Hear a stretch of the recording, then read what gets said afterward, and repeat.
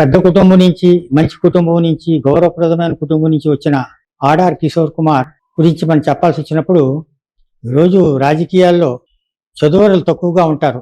అయితే ఆడార్ కిషోర్ కుమార్ మాత్రం విద్యావంతుడు, చాలా తెలివైనవాడు, పనిలో శ్రద్ధ ఉన్న వ్యక్తి, మంచి ఉద్యమాల్లో పాల్గొన్న వ్యక్తి. చిరకాలంగా మనకందరికీ తెలిసిన రాష్ట్రంలోని అటువంటి యువతరం నాయకులు ఈరోజు మనకు రావాల్సిన అవసరం ఏ పార్టీకి పోయినా ఈ దేశానికైనా అవసరం.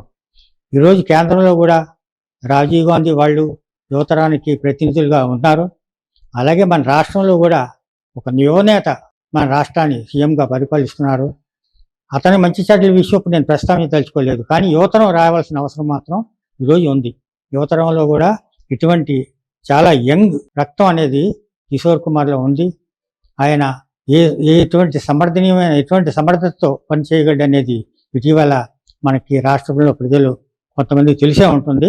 అంచేత అటువంటి నాయకులకి అవసరం ఈరోజు మన రాష్ట్రానికి ఉందని చెప్పి నేను మరీ చెప్తూ నేను అతని మీద ఉన్న శ్రద్ధాభిప్రాయాన్ని ఈ రకంగా తెలియజేస్తున్నాను.